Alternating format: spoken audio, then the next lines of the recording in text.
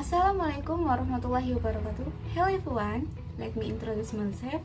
My name is Aprilia Julianti, NPM 254111179. I am from the Management Study Program. On this occasion, I will explain the material about the function of the mind.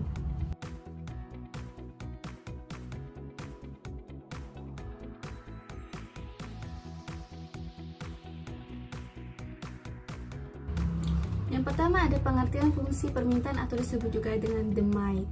Demand atau permintaan adalah jumlah keseluruhan barang dan jasa yang ingin dibeli oleh konsumen pada berbagai tingkat harga. Selanjutnya ada hukum permintaan, yaitu menyatakan bahwa hubungan antara harga dan jumlah barang yang diminta bersifat terbalik. Jika harga naik, maka jumlah barang yang diminta akan turun. Sebaliknya, jika harga turun, maka jumlah barang yang diminta akan naik.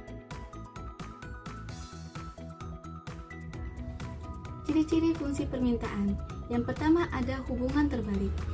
Hubungan terbalik ialah harga dan jumlah barang selalu berbanding terbalik. Yang kedua ada gradien negatif, di mana gradien negatif adalah kemiringan kurva permintaan selalu negatif karena hubungan terbalik tersebut. Yang ketiga bentuk kurva, yaitu kurva permintaan cenderung bergerak dari kiri ke atas ke kanan bawah. Nah, selanjutnya ada jenis-jenis fungsi permintaan. Apa saja sih jenis-jenis fungsi permintaan itu? Jenis permintaan bisa dibagi menjadi dua, yaitu ada jenis permintaan berdasarkan jumlah permintaan dan berdasarkan daya belinya. Baik, yang pertama berdasarkan jumlah permintaan, terdiri atas permintaan individu dan permintaan pasar. Kemudian berdasarkan daya belinya, terdiri atas permintaan efektif, permintaan potensial, dan permintaan absolut. Nah, berikutnya ada tujuan utama dari fungsi permintaan. Apa saja sih tujuan utama dari fungsi permintaan? Oke, yang pertama ada memahami hubungan harga dan kuantitas, di mana menunjukkan secara matematis bagaimana perubahan harga suatu barang akan mempengaruhi jumlah yang diminta oleh konsumen. Kemudian yang kedua, memprediksi harga di masa depan, yaitu membantu dalam memperkirakan harga di masa mendatang, terutama jika ada ekspektasi perubahan harga di masa depan yang dapat memicu pembelian di masa sekarang. Kemudian yang ketiga, untuk memudahkan perhitungan kuantitatif, di mana untuk menyediakan rumus untuk menghitung secara akurat hubungan antara harga dan jumlah yang sangat berguna untuk analisis bisnis dan perencanaan produksi.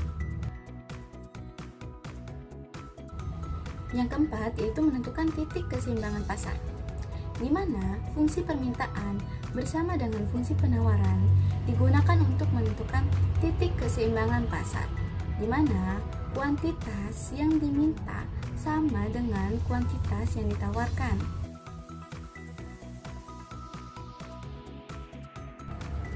Faktor yang mempengaruhi fungsi permintaan. Yang pertama, ada pendapatan konsumen yang jadi target market. Jika rata-rata konsumen yang target market memiliki pendapat tinggi, maka Anda bisa menetapkan harga produk yang lebih tinggi dibanding produk lain sejenisnya. Namun, jika rata-rata pendapatan rendah atau barang dan jasa sejenis lainnya dijual dengan harga jauh lebih rendah, menentukan harga yang sangat tinggi terasa tidak masuk akal. Yang kedua, ada ketersediaan dan harga produk pengganti atau pelengkap. Harga dan jumlah produk yang tersedia di pasar juga bisa dipengaruhi oleh ketersediaan barang dan harga produk pengganti atau pelengkap di pasaran. Contohnya dari produk pengganti adalah misalnya mobil dan harga BBM. Ketersediaan akan menurun seiring semakin banyaknya mobil listrik dijual di pasaran dengan harga yang lebih murah. Ketiga, prediksi harga di masa depan. Berbagai bahan pokok atau barang-barang yang harganya perkirakan naik di masa depan akan lebih banyak dibeli saat harganya masih rendah. Saat terlalu banyak yang membeli, ketersediaan produk jadi menurun dan secara otomatis membuat harganya naik. Orang-orang yang menimbun bisa menjual barang yang dibeli dengan harga lebih mahal. Contoh soal dari fungsi permintaan. Sebuah pasar memiliki fungsi permintaan untuk sebuah produk yang dinyatakan sebagai Q sama dengan 50 dikurang 2P, di mana Q adalah jumlah yang diminta dan P adalah harga produk. Hitunglah jumlah yang diminta ketika harga produk adalah Rp10. Selanjutnya, kurva permintaan. Gimana sih cara membaca kurva permintaan? Nah, cara membaca kurva permintaan dimulai dari kiri atas menuju kanan bawah, karena hubungan pada fungsi permintaan berbanding terbalik antara harga dan jumlah barang yang diminta. Contoh soal dari fungsi permintaan. Sebuah pasar memiliki fungsi permintaan untuk sebuah produk yang dinyatakan sebagai Q sama dengan 50 dikurang 2P, di mana Q adalah jumlah yang diminta dan P adalah harga produk. Hitunglah jumlah yang diminta ketika harga produk adalah Rp10. Pembahasannya, untuk mencari jumlah yang diminta ketika harga produk adalah Rp10, kita perlu memasukkan nilai P sama dengan 10.